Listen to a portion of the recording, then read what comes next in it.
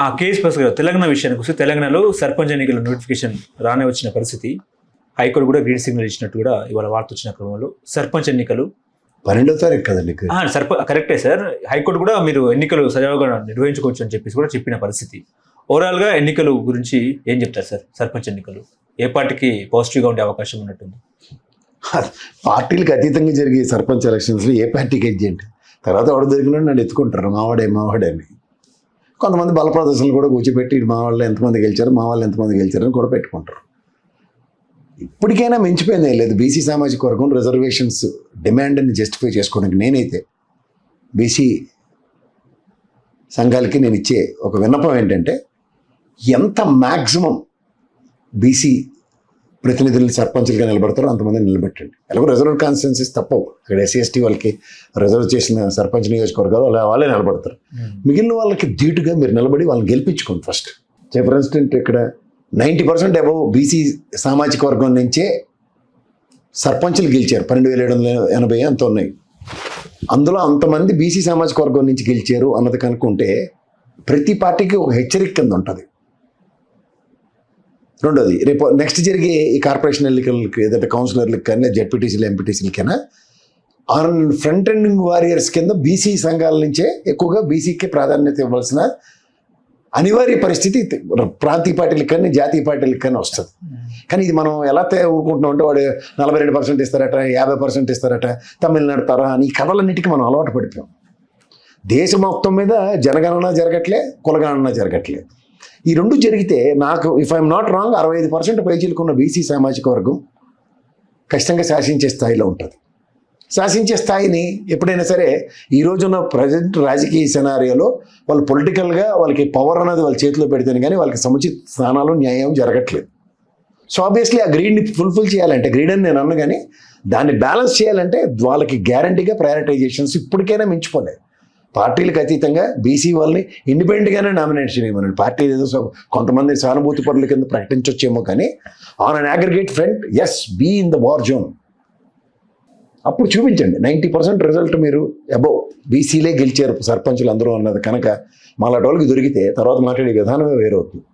ఎప్పుడైనా సరే highest majority ఉన్న వాళ్ళతోనే మనకి పాసిఫికేషన్స్తోనే ఈరోజు దాకా రాజకీయాలు జరుగుతున్నాయి, రాజకీయ సమీకరణాలు కూడా. పాసిఫికేషన్ ఎందుకు, డిమాండింగ్ సిచ్యువేషన్ ఆటోమేటిక్ క్రియేట్ అవుతుంది. ఇప్పుడు ఆర్కృష్ణ ఇలాంటి యోధుడు ఉంటాడు, ఎన్నాళ్ళు పోరాడుతాడు, ఆయన పోరాడుతూనే ఉన్నాడు ఇప్పటికీ. నేనైతే ఆయనకి ఎవరేమన్నా పార్టీలకు అతీతంగా చూడవలసిన వ్యక్తి ఆయన. ఎవరండి 1,40,00,000 పైచీలకు మందికి ఒక చదువుకునే విధానంలో కానీ ఉద్యోగం చేసుకునే పరిస్థితి కానీ క్రియేట్ చేసిన ఒక గొప్ప ధీరుడు అతను. నేను ఎందుకు గొప్పగా పొగుడుతానంటే, అతను ఇప్పుడు మందకృష్ణ మాదిగా ఉంటాడు, వెనక ముందు ఆలోచించాడు, తన పేరును కూడా పేరుకు తగిలించుకున్నాడు, ఆ సామాజిక వర్గానికి కష్టం వస్తే నిలబడతాడు. ఇలాంటి వాళ్ళని ఇప్పుడు కాపు సామాజిక వర్గం ఉంది, ముద్రగడ గారు ఎంత పోరాటం చేసుకుంటాడు, అందరితోనూ అవమానాలు ఎదుర్కొన్నాడు. హరిరామ జోగయ్య గారు, దాసరి రాము గారు, ఇలాంటి వాళ్ళందరూ కొంతమంది సామాజిక వర్గాల్లో ఐకానిక్ పర్సనాలిటీల కింద ఉంటారు. అలాంటి వాళ్ళు ఈ ఉత్తునే ఏవి పోరాటాలు చేయట్లేదు, ఉత్తునే వాళ్ళు సాక్రిఫైసెస్ చేయట్లేదు. ఆ సాక్రిఫైస్కి ఒక అవుట్కమ్ ఎక్కడో దగ్గర, ఎప్పుడో మండల కమిషన్ గురించి మనం మాడుకున్న బీసీ సామాజిక వర్గం కోసం పరితపించిన మండలి ఇచ్చిన రికమెండేషన్స్ ఇప్పటికి ఇంప్లిమెంట్ కావు. ఎవరోదాకెందుకు, జ్యోతిరావు పూలే గారు ఆ రోజుల్లోనే సమాజ చైతన్యం కోసం పోరాడిన యోధుడైనా ఇవాళ వర్ధంతి అయినది. సో అలాంటి మహనీయులకి ఖచ్చితంగా మనం నివాళులర్పించే రోజు ఈ సామాజిక వర్గ పరంగా ఎస్ మీ ఆశయ సాధన కోసం ఎంతమంది గెలిచామని చెప్పండి. ఎవరి కోసం దిగిరారో ఈ మండల కమిషన్లు అవి అప్పుడు ఎందుకు ఇంప్లిమెంట్ అవ్వ చూడొచ్చు. రాజ్యాధికారంలో ప్రధానమంత్రి గారు బీసీ, మా ప్రధానమంత్రి గారు బీసీ అని శంకలు కొట్టుకోవడమే మిగులుతుంది. బీసీ సామాజిక వర్గంకి ఏం జరుగుతుందో చెప్పానండి. ఇక్కడ వాదనలు ఇచ్చారు, 20,000 కోట్లు ఇచ్చేస్తాం బీసీ సామాజిక వర్గం, ఏదో ఒక రూపాయి ఇచ్చారా కిన్నాళ్ళు? అదే కనుక మీ ప్రతినిధులు లోపటుంటే మనకి ఎక్కడైనా సావధాన దండోభేదాలు అంటారు. ఎగ్జాంపుల్ చెప్తున్నా, ఇవాళ మీరు పార్టీలకి అతీతంగా కులకట్టు మీద రండి బయటికి. బీసీ ఇవాళ మనకు నియోజకవర్గంలో ఒక రెడ్డి సామాజిక వర్గం కాంగ్రెస్ ఇవ్వచ్చు, లేదా వెలం సామాజిక వర్గం కేసీఆర్ ఇవ్వచ్చు అనుకుందాం. ఎగ్జాంపుల్ చెప్తున్నా, ఒక బీసీ సామాజిక వర్గం నుంచి నిలబెట్టుకుని ఇండిపెండెంట్గా గెలిపించండి, ఏడపోతారు చూద్దాం. ఆ కట్టు అప్పుడు ఎందుకు ఉండట్లే మీకు? ఆయన పొంగనూరు నుంచి యాదవ్ గారు, ఆయన ఇలాగే పోరాటం చేసుకుని పార్టీ పెట్టాడు. 57 మందికి అంతమందికో దగ్గర ఆయన బీసీ సామాజిక వర్గానికి టికెట్లు ఇచ్చింది.